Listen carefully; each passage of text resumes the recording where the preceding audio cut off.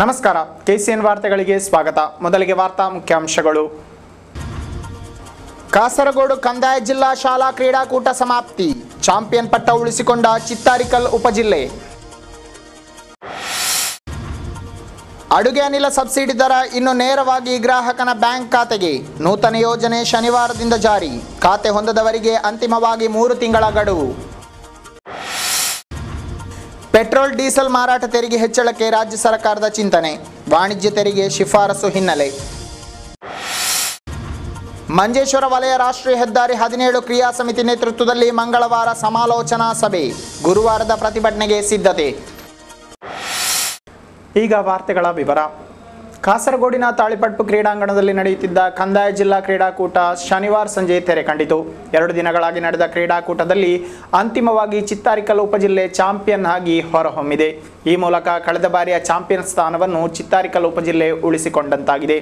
ಭರ್ಜರಿಯಾಗಿ ನಡೆದ ಕ್ರೀಡಾಕೂಟದ ಆತಿಥ್ಯವನ್ನು ಕಾಸರಗೋಡಿನ BM ಹೈಯರ್ ಸೆಕೆಂಡರಿ ಶಾಲೆ ವಹಿಸಿತ್ತು. ಭಾರೀ ಪೈಪೋಟಿಯಿಂದ ನಡೆದ ಕಾಸರಗೋಡು ಕಂದಾಯ ಜಿಲ್ಲಾ ಕ್ರೀಡಾಕೂಟದಲ್ಲಿ ಅಂತಿಮವಾಗಿ ಚಿತ್ತಾರಿಕಲ್ ಉಪಜಿಲ್ಲೆ ಚಾಂಪಿಯನ್ ಆಗಿ ಮೂಡಿಬಂತು. ಚಿತ್ತಾರಿಕಲ್ಗೆ ತೀವ್ರ ಪೈಪೋಟಿ ನೀಡಿದ್ದ ಕಾಸರಗೋಡು ಉಪಜಿಲ್ಲೆ ರನ್ನರ್ಸ್ ಅಪ್ಗೆ ತೃಪ್ತಿಪಟ್ಟುಕೊಂಡಿತು. ಬೇಕಲ ಉಪಜಿಲ್ಲೆ ತೃತೀಯ ಸ್ಥಾನಿಯಾಯಿತು. ಚಿತ್ತಾರಿಕಲ್ ಉಪಜಿಲ್ಲೆ 198 ಅಂಕಗಳೊಂದಿಗೆ ಪ್ರಥಮ ಸ್ಥಾನ ಪಡೆದರೆ ಕಾಸರಗೋಡು ಉಪಜಿಲ್ಲೆ 180 ಹಾಗೂ ಬೇಕಲ ಉಪಜಿಲ್ಲೆ 115 ಅಂಕ ಗಳಿಸಿದವು. ಅತಿ ಹೆಚ್ಚು ಅಂಕ ಗಳಿಸಿದ ಶಾಲೆಯ ಪೈಕಿ 52 ಅಂಕಗಳೊಂದಿಗೆ ಚೀಮೇನಿ ಶಾಲೆ ಪ್ರಥಮ ಸ್ಥಾನ ಪಡೆದರೆ ವೆಳ್ಳೇರಿಕೊಂಡು ಶಾಲೆ ದ್ವಿತೀಯ ಸ್ಥಾನಿಯಾಯಿತು. ಸಂಜೆ ನಡೆದ ಸಮಾರೋಪ ಕಾರ್ಯಕ್ರಮವನ್ನು ಜಿಲ್ಲಾ ಪಂಚಾಯತ್ ಅಧ್ಯಕ್ಷೆ ನ್ಯಾಯವಾದಿ PP ಶ್ಯಾಮಲಾದೇವಿ ಉದ್ಘಾಟಿಸಿದರು. ಜಿಲ್ಲಾ ಶಿಕ್ಷಣಾಧಿಕಾರಿ C ರಾಘವನ್ ಅಧ್ಯಕ್ಷತೆ ವಹಿಸಿದ್ದರು. ಜಿಲ್ಲಾ coordinator KM Ballal, Sukumaran, ward counsellor Srilatha, BM higher secondary ಶಾಲೆಯ ಪ್ರಾಂಶುಪಾಲ ರಾಜಗೋಪಾಲ, ರಕ್ಷಕ ಶಿಕ್ಷಕ ಸಂಘದ ಅಧ್ಯಕ್ಷ ರವಿ ಕೇಳುಗುಡ್ಡೆ, ಶಶಿಕಾಂತ್ GR, ಸೂರ್ಯನಾರಾಯಣ ಮೊದಲಾದವರು ಉಪಸ್ಥಿತರಿದ್ದರು. ಶುಕ್ರವಾರ ಪೂರ್ವಾಹ್ನ ನಗರಸಭಾಧ್ಯಕ್ಷ TE ಅಬ್ದುಲ್ಲರ ಅಧ್ಯಕ್ಷತೆಯಲ್ಲಿ ನಡೆದ ಉದ್ಘಾಟನಾ ಸಮಾರಂಭಕ್ಕೆ ಶಾಸಕ NA ನೆಲ್ಲಿಕೊನ್ನು ಚಾಲನೆ ನೀಡಿದ್ದರು. ಶನಿವಾರ ಒಣಹವೆ ಇದ್ದುದರಿಂದ ಕ್ರೀಡಾಕೂಟಕ್ಕೆ ಹೆಚ್ಚಿನ ರಂಗೇರಿದವು. ಶುಕ್ರವಾರ ಹಾಗೂ ಶನಿವಾರವಾಗಿ ತಾಳಿಪಟ್ಟು ಕ್ರೀಡಾಂಗಣದಲ್ಲಿ ನಡೆದ ಕ್ರೀಡಾಕೂಟದ ಆತಿಥ್ಯವನ್ನು ಕಾಸರಗೋಡಿನ BM ಹೈಯರ್ ಸೆಕೆಂಡರಿ ಶಾಲೆ ವಹಿಸಿತ್ತು. ಅಡುಗೆ ಅನಿಲ ಸಬ್ಸಿಡಿಯು ಶನಿವಾರದಿಂದ ಗ್ರಾಹಕನ ಬ್ಯಾಂಕ್ ಖಾತೆಗೆ ನೇರವಾಗಿ ಜಮಾ ಆಗಲಿದೆ. ಆದುದರಿಂದ ಇನ್ನು ಮುಂದೆ ಗ್ರಾಹಕರು ಪೂರ್ಣ ಹಣ ಪಾವತಿ ಮಾಡಿ ಸಿಲಿಂಡರ್ ಅನ್ನು ಪಡೆಯಬೇಕು. ಇದುವರೆಗೆ ಬ್ಯಾಂಕ್ ಖಾತೆ ಹೊಂದಿರದ ಹಾಗೂ ಏಜೆನ್ಸಿಗಳಿಗೆ ಮಾಹಿತಿ ನೀಡಿ ಖಾತೆಯನ್ನು ನೋಂದಾವಣಿ ಮಾಡದ ಗ್ರಾಹಕರಿಗೆ 3 ತಿಂಗಳವರೆಗೆ ವಿನಾಯಿತಿ ನೀಡಲಾಗಿದೆ. ಸಬ್ಸಿಡಿ ಇರುವ ಅಡುಗೆ ಅನಿಲದ ಹೆಸರಿನಲ್ಲಿ ಗ್ಯಾಸ್ ಸಿಲಿಂಡರ್ ಪಡೆದು ಹೋಟೆಲ್ಗಳಿಗೋ ವಾಹನಗಳಿಗೋ ಅಥವಾ ಇನ್ನಿತರ ವಾಣಿಜ್ಯ ಉದ್ದೇಶಗಳಿಗೆ ನೀಡಿ ಅಕ್ರಮವಾಗಿ ಹಣ ಮಾಡುವ ದಂಧೆಕೋರರಿಗೆ ಬ್ರೇಕ್ ಹಾಕಲು ಕೇಂದ್ರ ಸರ್ಕಾರ ಈ ನೂತನ ಯೋಜನೆ ಜಾರಿಗೆ ತಂದಿದೆ. ಜತೆಗೆ ನೋಂದಾವಣಿಯಾಗದ ಗ್ರಾಹಕರಿಗೆ ಇಮ್ಮಡಿ ದರದಲ್ಲಿ ಬ್ಲ್ಯಾಕ್ನಲ್ಲೂ ಗ್ಯಾಸ್ ಸಿಲಿಂಡರ್ ನೀಡುವ ದಂಧೆಕೋರರಿದ್ದರು. ಇಂತಹ ಮಧ್ಯವರ್ತಿಗಳ ಹಾವಳಿ ತಡೆಗಟ್ಟಲು ಹಾಗೂ ಗೃಹ ಉಪಯೋಗಕ್ಕಾಗಿ ನೀಡುವ ಸಿಲಿಂಡರ್ನ ಬಳಕೆ ಸರಿಯಾದ ರೀತಿಯಲ್ಲೇ ಸಾಗಲು ಸರ್ಕಾರವು ಗ್ರಾಹಕನ ಬ್ಯಾಂಕ್ ಖಾತೆಗೆ ಸಬ್ಸಿಡಿ ಹಣವನ್ನು ನೇರವಾಗಿ ಜಮಾ ಮಾಡುವ ದೃಷ್ಟಿ ಇರಿಸಿ ಯೋಜನೆ ಅನುಷ್ಠಾನಕ್ಕೆ ತಂದಿದೆ. ಸದ್ಯ ಬ್ಯಾಂಕ್ ಖಾತೆ ಹೊಂದಿರದ ಗ್ರಾಹಕರಿಗೆ ಹಾಗೂ ಖಾತೆ ವಿವರವನ್ನು ನೀಡದವರಿಗೆ 3 ತಿಂಗಳ ಅಂತಿಮ ಕಾಲಾವಕಾಶ ನೀಡಿದ್ದು, ಈ ಅವಧಿಯೊಳಗೆ ಬ್ಯಾಂಕ್ ಖಾತೆಯ ವಿವರವನ್ನು ನೀಡಬೇಕು. ನೀಡದಿದ್ದಲ್ಲಿ ಅಂತಹವರ ಸಬ್ಸಿಡಿ ರದ್ದಾಗಲಿದೆ ಎಂಬ ಸ್ಪಷ್ಟ ಸೂಚನೆಯನ್ನು ಕೇಂದ್ರ ಸಚಿವಾಲಯ ತಿಳಿಸಿದೆ. ಬ್ಯಾಂಕ್ ಖಾತೆ ವಿವರ ನೀಡಿ ನೋಂದಾಯಿಸಿದ ಅಡುಗೆ ಅನಿಲ ಗ್ರಾಹಕರು ಶನಿವಾರದಿಂದ ಪೂರ್ಣ ಹಣವನ್ನು ಪಾವತಿಸಬೇಕಿದ್ದು, ಬಳಿಕ ಇದರಲ್ಲಿ 462 ರೂಪಾಯಿಯನ್ನು ಸಬ್ಸಿಡಿಯಾಗಿ ಅವರ ಬ್ಯಾಂಕ್ ಖಾತೆಗೆ ಸರ್ಕಾರವೇ ನೇರ ಜಮಾ ಮಾಡಲಿದೆ. ಪೆಟ್ರೋಲ್ ಹಾಗೂ ಡೀಸೆಲ್ ಮಾರಾಟ ತೆರಿಗೆಯನ್ನು ಹೆಚ್ಚಳಗೊಳಿಸಲು ರಾಜ್ಯ ಸರ್ಕಾರ ಚಿಂತನೆ ನಡೆಸಿದೆ. ಈ ಕುರಿತು ವಾಣಿಜ್ಯ ತೆರಿಗೆ ಇಲಾಖೆ ರಾಜ್ಯ ಸರ್ಕಾರಕ್ಕೆ ಶಿಫಾರಸು ಮಾಡಿದ್ದು, ರಾಜ್ಯ ಸರ್ಕಾರ ಇನ್ನೂ ನಿರ್ಧಾರ ಕೈಗೊಂಡಿಲ್ಲ. ತೈಲ ದರ ಇಳಿಕೆಯಾದ ಹಿನ್ನೆಲೆಯಲ್ಲಿ ತೆರಿಗೆ ಮೂಲಕ ಲಭಿಸುವ ಆದಾಯದಲ್ಲೂ ಇಳಿಕೆ ಉಂಟಾದುದರಿಂದ ವಾಣಿಜ್ಯ ತೆರಿಗೆ ಇಲಾಖೆ ತೆರಿಗೆಯನ್ನು ಏರಿಸಲು ಶಿಫಾರಸು ಮಾಡಿದೆ. ವಾಣಿಜ್ಯ ತೆರಿಗೆ ಇಲಾಖೆಯು ರಾಜ್ಯ ಸರ್ಕಾರಕ್ಕೆ ಶಿಫಾರಸು ಮಾಡಿದನ್ವಯ ತೆರಿಗೆ ದರವನ್ನು ಪುನರ್ ಕ್ರಮೀಕರಣ ನಡೆಸಿದರೆ ಪೆಟ್ರೋಲ್ಗೆ ಲೀಟರ್ ಒಂದಕ್ಕೆ 67 ಪೈಸೆ ಹಾಗೂ ಡೀಸೆಲ್ಗೆ 47 ಪೈಸೆ ಹೆಚ್ಚಳವಾಗಲಿದೆ. ಪೆಟ್ರೋಲ್ ಡೀಸೆಲ್ ದರ ಇಳಿಕೆಯಾದ ಹಿನ್ನೆಲೆಯಲ್ಲಿ ರಾಜ್ಯದ ಖಜಾನೆಗೆ 17 ಕೋಟಿ ರೂಪಾಯಿಯಷ್ಟು ನಷ್ಟ ಉಂಟಾಗಿದೆ. ತೆರಿಗೆ ದರ ಏರಿಸಿದಲ್ಲಿ ರಾಜ್ಯದ ಖಜಾನೆಗೆ 9 ಕೋಟಿ ರೂಪಾಯಿ ಅಧಿಕ ಆದಾಯ ಲಭಿಸಲಿದೆ. ಕೇಂದ್ರ ಸರ್ಕಾರ 2 ದಿನಗಳ ಹಿಂದೆಯಷ್ಟೇ ತೈಲ ತೆರಿಗೆ ದರ ಏರಿಸಿತ್ತು. ತೆರಿಗೆ ದರ ಏರಿಕೆಯಾದಲ್ಲಿ ಬೆಲೆ ಇಳಿಕೆಯ ಲಾಭ ಗ್ರಾಹಕರಿಗೆ ಲಭಿಸದು. ಅಂತಾರಾಷ್ಟ್ರೀಯ ಮಾರುಕಟ್ಟೆಯಲ್ಲಿ ಕಚ್ಚಾ ತೈಲದ ದರ ಕಳೆದ ಕೆಲ ದಿನದಿಂದ ಇಳಿಮುಖವೇ ಕಾಣುತ್ತಿದೆ. ಇದರಿಂದ ತೈಲ ಕಂಪನಿಗಳು ಆಮದು ಮಾಡುವ ತೈಲಗಳ ದರವು ಕಡಿಮೆಯಾಗಿದೆ.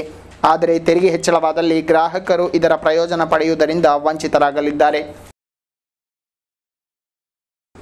ಶುಕ್ರವಾರ ಸಂಜೆ ಸುರಿದ ಭಾರೀ ಗಾಳಿ ಮಳೆಗೆ ಮನೆಯೊಂದು ಪೂರ್ತಿಯಾಗಿ ಕುಸಿದು ಬಿದ್ದು ಅಪಾರ ನಾಶನಷ್ಟ ಸಂಭವಿಸಿದೆ. ಏರಿಯಾಲ್ ಬಳಿಯ ಬಾರ್ಕೋಡ್ ರಕ್ತೇಶ್ವರಿ ಗುಡ್ಡೆ ನಿವಾಸಿ ಕಾರ್ತಿಕೇಯನ್ ಎಂಬವರ ಮನೆಯೇ ಕುಸಿದು ಬಿದ್ದಿರುವುದು. ಶುಕ್ರವಾರ ಸಂಜೆ ಕಾಸರಗೋಡು ನಗರದ ಹಲವು ಪ್ರದೇಶಗಳಲ್ಲಿ ಭಾರೀ ಗುಡುಗು ಸಹಿತ ಗಾಳಿ ಮಳೆ ಸುರಿದಿದ್ದು, ಏರಿಯಾಲ್ ಪ್ರದೇಶದಲ್ಲಿ ಬೀಸಿದ ರಭಸವಾದ ಗಾಳಿಗೆ ರಕ್ತೇಶ್ವರಿ ಗುಡ್ಡೆ ನಿವಾಸಿ ಕಾರ್ತಿಕೇಯ ಎಂಬವರ ಮನೆ ಸಂಪೂರ್ಣ ಕುಸಿದಿದೆ. ಮನೆಯ ಹಂಚು ಹಾಸಿದ ಚಾವಣಿ ಪೂರ್ಣವಾಗಿ ನೆಲಕಚ್ಚಿದೆ.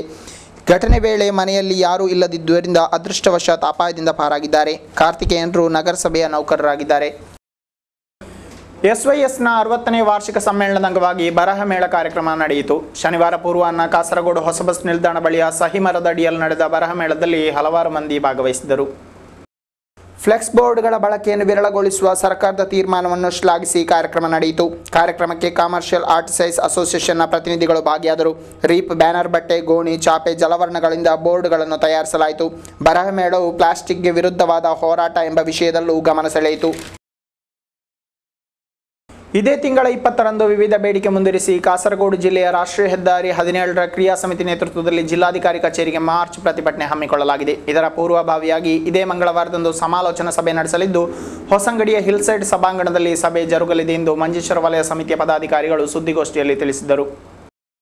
ರಾಷ್ಟ್ರೀಯ ಹೆದ್ದಾರಿಯನ್ನು ಚತುಷ್ಪಾದ ಮಾಡಬೇಕು, 30 ಮೀಟರ್ ಅಗಲಕ್ಕೆ ಮಿತಿಗೊಳಿಸಬೇಕು, ರಾಷ್ಟ್ರೀಯ ಹೆದ್ದಾರಿಗಾಗಿ ತಯಾರು ಮಾಡಿದ ಅಂತಾರಾಷ್ಟ್ರೀಯ ಅಲೈನ್ಮೆಂಟ್ ಬದಲಾಯಿಸಿ ಈಗ ಇರುವ ರಸ್ತೆ ಇಕ್ಕೆಲೆಗಳಲ್ಲಿರುವ ಸರ್ಕಾರಿ ಜಾಗ ಉಪಯೋಗಿಸಿ ರಸ್ತೆ ನಿರ್ಮಿಸಬೇಕು ಇತ್ಯಾದಿ ಬೇಡಿಕೆ ಮುಂದಿರಿಸಿ ಕಾಸರಗೋಡು ಜಿಲ್ಲೆಯ ರಾಷ್ಟ್ರೀಯ ಹೆದ್ದಾರಿ 17ರ ಕ್ರಿಯಾ ಸಮಿತಿ ನೇತೃತ್ವದಲ್ಲಿ ಇದೇ ತಿಂಗಳ 20ರಂದು ಜಿಲ್ಲಾಧಿಕಾರಿ ಕಚೇರಿಗೆ ಮಾರ್ಚ್ ಪ್ರತಿಭಟನೆ ನಡೆಸಲಾಗುವುದು. ಈ ಪ್ರತಿಭಟನೆಯನ್ನು ಯಶಸ್ವಿಗೊಳಿಸಲು ಹಾಗೂ ಪೂರ್ವಭಾವಿ ಎಂಬಂತೆ ಮಂಜೇಶ್ವರ ವಲಯ ಸಮಿತಿ ನೇತೃತ್ವದಲ್ಲಿ ಮುಂದಿನ ಮಂಗಳವಾರದಂದು ಬೆಳಗ್ಗೆ 10ವರೆಗೆ ಹೊಸಂಗಡಿಯ ಹಿಲ್ಸೈಡ್ ಸಭಾಭವನದಲ್ಲಿ ಸಮಾಲೋಚನಾ ಸಭೆ ಹಮ್ಮಿಕೊಳ್ಳಲಾಗಿದೆ ಎಂದು ಪದಾಧಿಕಾರಿಗಳು ತಿಳಿಸಿದರು. 17 ಆಕ್ಷನ್ ಕೌನ್ಸಿಲ್ ಕಾಸರಗೋಡು ಜಿಲ್ಲಾ ಕಮಿಟಿ ಇದರ ವತಿಯಿಂದ ತಾರೀಕು 20ರಂದು ನವೆಂಬರ್ ಬೆಳಿಗ್ಗೆ 10 ಗಂಟೆಗೆ ಕಲೆಕ್ಟರೇಟ್ಗೆ ಪ್ರತಿಭಟನಾ ಮಾರ್ಚ್ ನಡೆಯಲಿದೆ. ಇದರ ಕಾರ್ಯಕ್ರಮದ ಯಶಸ್ವಿಗೊಳಿಸಲು ಮತ್ತು ಈ ಬಗ್ಗೆ ಸರ್ಕಾರದ ದ್ವಂದ್ವ ನೀತಿಯನ್ನು ಖಂಡಿಸಲು ತಾರೀಕು 18/11/2014 ಮಂಗಳವಾರ ಬೆಳಿಗ್ಗೆ 10:30 ಗಂಟೆಗೆ ಹೊಸಂಗಡಿ ಹಿಲ್ಸೈಡ್ ಆಡಿಟೋರಿಯಂನಲ್ಲಿ ಒಂದು ಆಲೋಚನಾ ಸಭೆ ನಡೆಯಲಿದೆ. ಸಮಾಲೋಚನಾ ಸಭೆಯನ್ನು ವ್ಯಾಪಾರಿ ವ್ಯವಸಾಯ ಏಕೋಪನ ಸಮಿತಿ ಜಿಲ್ಲಾಧ್ಯಕ್ಷ ಅಹಮದ್ ಶರೀಫ್ ಉದ್ಘಾಟಿಸಲಿದ್ದು, ಕ್ರಿಯಾ ಸಮಿತಿಯ ಜಿಲ್ಲಾ ಉಪನಿರ್ದೇಶಕ ಬಿ ಮೊಹಮ್ಮದ್ ಅಧ್ಯಕ್ಷತೆ ವಹಿಸುವರು.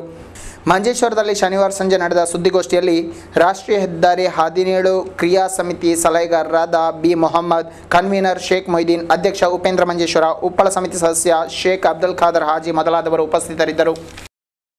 ಕೇಂದ್ರ ಸರ್ಕಾರವು ಶಬರಿಮಲೆ ಕ್ಷೇತ್ರವನ್ನು ರಾಷ್ಟ್ರೀಯ ಯಾತ್ರಾ ಕೇಂದ್ರವನ್ನಾಗಿಸುವ ಯೋಜನೆ ರೂಪಿಸುತ್ತಿದೆ ಎಂದು ಸಂಸದ ನಳಿನ್ ಕುಮಾರ್ ಕಟೀಲ್ ತಿಳಿಸಿದ್ದಾರೆ. ಅವರು ಕುಂಬಳೆಪೇಟೆಯಲ್ಲಿ ನಡೆದ ಶಬರಿಮಲೆ ಸಂರಕ್ಷಣಾ ಸಮಿತಿಯನ್ನು ಉದ್ಘಾಟಿಸಿ ಮಾತನಾಡುತ್ತಿದ್ದರು. ಬಿಜೆಪಿಯ ಮಂಜೇಶ್ವರ ವಲಯ ಸಮಿತಿ ನೇತೃತ್ವದಲ್ಲಿ ಸಭೆ ಹಮ್ಮಿಕೊಳ್ಳಲಾಗಿತ್ತು. ವಲಯಾಧ್ಯಕ್ಷ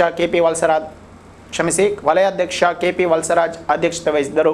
ಜಿಲ್ಲಾಧ್ಯಕ್ಷ ಸುರೇಶ್ ಕುಮಾರ್ ಶೆಟ್ಟಿ, ಸ್ನೇಹಲತಾ ದಿವಾಕರ, ಯುವ ಮೋರ್ಚಾ ಜಿಲ್ಲಾಧ್ಯಕ್ಷ PR ಸುನೀಲ್, ರಾಮಪ್ಪ ಮಂಜೇಶ್ವರ ಮೊದಲಾದವರು ಉಪಸ್ಥಿತರಿದ್ದರು. ಸನಾತನ ಸಂಗೋಷ್ಠಿ ಕಾರ್ಯಕ್ರಮದ ಪೂರ್ವಭಾವಿ ಸಭೆ ಕರೆಯಲಾಗಿದೆ. ಭಾನುವಾರ ಸಂಜೆ 4ವರೆಗೆ ಬದಿಯಡ್ಕದ ಗುರುಸದನದಲ್ಲಿ ಸಭೆ ಜರುಗಲಿದೆ.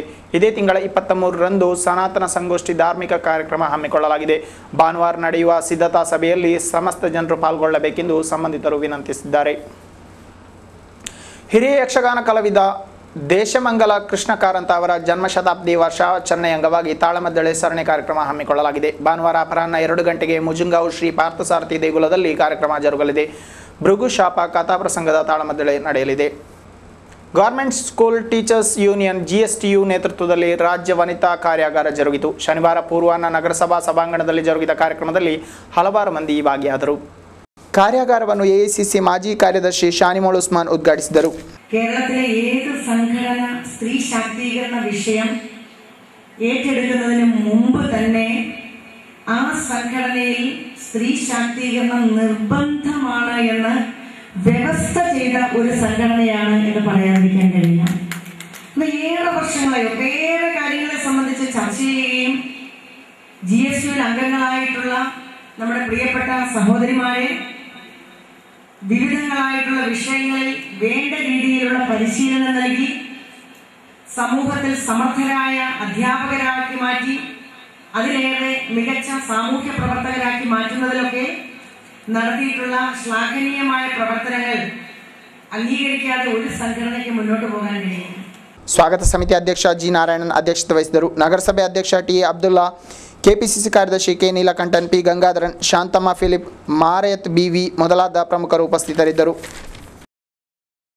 ಕಳೆದ 5-6 ದಿನದಲ್ಲಿ ಜಿಲ್ಲೆಯಲ್ಲಿ ಹಾದು ಹೋಗುವ ರಾಷ್ಟ್ರೀಯ ಹೆದ್ದಾರಿಯಲ್ಲಿ 10ಕ್ಕೂ ಮಿಕ್ಕ ವಾಹನ ಅಪಘಾತಗಳು ನಡೆದಿದ್ದು, ಇಬ್ಬರನ್ನು ಬಲಿತೆಗೆದುಕೊಂಡು 15ಕ್ಕೂ ಹೆಚ್ಚು ಮಂದಿ ಗಾಯಗೊಂಡಿದ್ದಾರೆ. ವಾಹನಗಳ ಅತಿವೇಗ ಹಾಗೂ ಚಾಲಕರ ಬೇಜವಾಬ್ದಾರಿಯೇ ಅಪಘಾತಕ್ಕೆ ಕಾರಣವಾಗಿದ್ದು, ಕಾನೂನು ಉಲ್ಲಂಘಿಸಿ ವಾಹನ ಚಲಾಯಿಸುವವರ ವಿರುದ್ಧ ನಿರ್ದಾಕ್ಷಿಣ್ಯ ಕ್ರಮ ಜರುಗಿಸಬೇಕೆಂದು ನಾಗರಿಕರು ಒತ್ತಾಯಿಸಿದ್ದಾರೆ. ಕಳೆದ ಕೆಲ ದಿನಗಳಲ್ಲಿ ರಾಷ್ಟ್ರೀಯ ಹೆದ್ದಾರಿಯಲ್ಲಿ 10ಕ್ಕೂ ಹೆಚ್ಚು ವಾಹನ ಅಪಘಾತಗಳು ನಡೆದಿದ್ದು, ಇಬ್ಬರು ಮೃತಪಟ್ಟು 15ಕ್ಕೂ ಅಧಿಕ ಮಂದಿ ಗಾಯಗೊಂಡಿದ್ದಾರೆ. ಗುರುವಾರ ಮುಂಜಾನೆ ನಾಯಮಾರುಮೂಲೆ ಬಳಿ ಲಾರಿಗಳು ಮುಖಾಮುಖಿ ಡಿಕ್ಕಿ ಹೊಡೆದು ಚಾಲಕ ಮೃತಪಟ್ಟು 5 ಗಾಯಗೊಂಡಿದ್ದರು. ಕಣ್ಣೂರಿನ ಸೈಜೋ ಎಂಬವರು ಮೃತರು. ಹಾಗೆಯೇ ಚೌಕಿ ಬಳಿ ಬೈಕ್ ಲಾರಿ ಮಧ್ಯೆ ಡಿಕ್ಕಿ ಸಂಭವಿಸಿ ಬೈಕ್ ಸವಾರ ಮಿಯೆ ಪದವಿನ ಮೊಹಮ್ಮದ್ ಎಂಬವರು ಮೃತಪಟ್ಟಿದ್ದರು. ಇಂತಹ ಹಲವು ಅಪಘಾತಗಳು ಇತ್ತೀಚಿನ ದಿನಗಳಲ್ಲಿ ಮರುಕಳಿಸುತ್ತಿದ್ದು, ವಾಹನ ಅತಿ ವೇಗ ಚಲಾಯಿಸುವಿಕೆ ಹಾಗೂ ಬೇಜವಾಬ್ದಾರಿ ಚಾಲನೆ ಅಪಘಾತಗಳಿಗೆ ಕಾರಣವೆಂದು ನಾಗರಿಕರು ದೂರುತ್ತಾರೆ. ಆದುದರಿಂದ ಕೇವಲ ದ್ವಿಚಕ್ರ ವಾಹನ ಸವಾರರಿಗೆ ಮಾತ್ರ ಹೆಲ್ಮೆಟ್ ಕಡ್ಡಾಯ, ವೇಗ ಮಿತಿ ಎಂಬ ಕಾನೂನನ್ನು ಕಡ್ಡಾಯ ಮಾಡಿದರೆ ಸಾಲದು. ಉಳಿದ ವಾಹನಗಳಿಗೂ ವೇಗ ಮಿತಿ ಮತ್ತಿತರ ಕಾನೂನು ಕ್ರಮಗಳನ್ನು ಕೈಗೊಂಡು ಆ ಮೂಲಕ ಕಾನೂನು ಉಲ್ಲಂಘಿಸಿ ಚಲಾಯಿಸುವವರ ವಿರುದ್ಧ ಅಧಿಕಾರಿಗಳು ಕ್ರಮ ಕೈಗೊಳ್ಳಬೇಕೆಂದು ಸಾರ್ವಜನಿಕರು ಒತ್ತಾಯಿಸಿದ್ದಾರೆ. ಅಡೂರು, ಪಾಂಡಿ ಸೇರಿದಂತೆ ಜಿಲ್ಲೆಯ ಅರಣ್ಯ ಪರಿಸರ ಪ್ರದೇಶಗಳಲ್ಲಿ ಕಾಡಾನೆಗಳ ಹಾವಳಿ ನಿಯಂತ್ರಿಸಲು ವಿಶೇಷ ಎಲಿಫೆಂಟ್ ಸ್ಕ್ವಾಡ್ ಅನ್ನು ಕರೆತರಲಾಗಿದೆ. ವಯನಾಡಿನಿಂದ ಈ ಸ್ಕ್ವಾಡ್ ಅನ್ನು ಅರಣ್ಯಾಧಿಕಾರಿಗಳು ಜಿಲ್ಲೆಗೆ ಕರೆಸಿದ್ದು ಕಾರ್ಯಾಚರಣೆಗಿಳಿದಿದ್ದಾರೆ. ಕಳೆದ ಹಲವು ದಿನಗಳಿಂದ ಅಡೂರು, ಪಾಂಡಿ, ಕಾರಡ್ಕ, ಮುಳಿಯಾರು ಮೊದಲಾದ ಅರಣ್ಯ ಪರಿಸರ ಪ್ರದೇಶಗಳಲ್ಲಿ ಕಾಡಾನೆಗಳ ಉಪಟಳ ಹೆಚ್ಚಾಗಿದ್ದು, ಸ್ಥಳೀಯರು ಭಯಭೀತ ವಾತಾವರಣದಲ್ಲಿ ದಿನ ಕಳೆಯುವಂತಾಗಿದೆ. ಕಳೆದ ಕೆಲ ದಿನಗಳ ಹಿಂದೆ ಆನೆಗಳ ಹಿಂಡು ಓಡಿಸಿದ ಪರಿಣಾಮ ಇಬ್ಬರು ತೀವ್ರ ಗಾಯಗೊಂಡು ಆಸ್ಪತ್ರೆಯಲ್ಲಿ ದಾಖಲಾಗಿದ್ದರು. ಈ ನಿಟ್ಟಿನಲ್ಲಿ ಸ್ಥಳೀಯ ನಾಗರಿಕರು ಅರಣ್ಯಾಧಿಕಾರಿಗಳ ಬಳಿ ತಕ್ಷಣ ಸೂಕ್ತ ಕ್ರಮ ಕೈಗೊಳ್ಳಲು ಮನವಿ ಮಾಡಿದ್ದರು. ಇದಕ್ಕೆ ಸ್ಪಂದಿಸಿದ ಅಧಿಕಾರಿಗಳು ವಯನಾಡಿನಲ್ಲಿ ಕಾರ್ಯಾಚರಿಸುತ್ತಿದ್ದ ಆನೆಗಳನ್ನು ಹಿಮ್ಮೆಟ್ಟಿಸಲು ವಿಶೇಷ ಪರಿಣಿತಿ ಹೊಂದಿದ ತಂಡವನ್ನು ಕರೆಸಿದ್ದು, ಕಾರ್ಯಾಚರಣೆ ಆರಂಭಗೊಂಡಿದೆ. ಶುಕ್ರವಾರ ಸಂಜೆ ವಿಶೇಷ ತಂಡವು ಸ್ಥಳೀಯ ಪರಪ್ಪೆಗೆ ಆಗಮಿಸಿದ್ದು, ಇವರ ಜೊತೆ ಕಣ್ಣೂರು ಹಾಗೂ ಕಾಸರಗೋಡಿನ ಅರಣ್ಯಾಧಿಕಾರಿಗಳು ಸಹ ಇದ್ದರು. ಪರಪ್ಪೆ ಬಳಿ ಕಾಡಿನಲ್ಲಿ ಕಾಣಿಸಿಕೊಂಡ ಆನೆಗಳನ್ನು ಮಂಡೆಕೋಲು ತನಕ ಓಡಿಸಲಾಗಿದೆ. ಕರ್ನಾಟಕದ ಅರಣ್ಯಗಳಿಂದ ಮಂಡೆಕೋಲು ಭಾಗದಲ್ಲಾಗಿ ಆಗಮಿಸುವ ಆನೆಗಳು ಅಡೂರು, ಕಾರಡ್ಕ, ಮುಳಿಯಾರು ಮೊದಲಾದ ಪ್ರದೇಶಗಳಿಗೆ ಸಾಗಿ ಸ್ಥಳೀಯರಿಗೆ ಆತಂಕ ಉಂಟು ಮಾಡುತ್ತಿದೆ ಎಂದು ಅಧಿಕಾರಿಗಳು ತಿಳಿಸಿದ್ದಾರೆ. ನಿವೃತ್ತ ಸೈನಿಕ ಮಧೂರ್ ಸಮೀಪ ನಿವಾಸಿ ಎಂಬಿ ಕುಮಾರನ್ ನಿಧನರಾದರು. 85 ವರ್ಷ ಪ್ರಾಯವಾಗಿತ್ತು. ವಯೋಸಹಜ ನಿಮಿತ್ತ ಶುಕ್ರವಾರ ಸ್ವಗೃಹದಲ್ಲಿ ಇಹಲೋಕ ತ್ಯಜಿಸಿದರು. ಇವರು ಹಲವಾರು ವರ್ಷ ಯೋಧನಾಗಿ ದೇಶ ಸೇವೆಗೈದಿದ್ದರು. ಕೇರಳ ವಣ್ಣಾನ್ ಸಮುದಾಯ ಸಂಘದ ಹಿರಿಯ ನಾಯಕರಾಗಿದ್ದರು. ಮೃತರು ಮಕ್ಕಳಾದ ಭಾಸ್ಕರನ್, ಅಶೋಕನ್, ಶಿವನ್ ಹಾಗೂ ಅಪಾರ ಅಭಿಮಾನಿಗಳನ್ನು ಅಗಲಿದ್ದಾರೆ. ಒಂದು ಕಾಲದಲ್ಲಿ ಭಾರೀ ಆದಾಯ ಒದಗಿಸುತ್ತಿದ್ದ ರಬ್ಬರ್ ಬೆಳೆ ಇಂದು ಯಾರಿಗೂ ಬೇಡವಾದ ಸ್ಥಿತಿ ಬಂದೊದಗಿದೆ.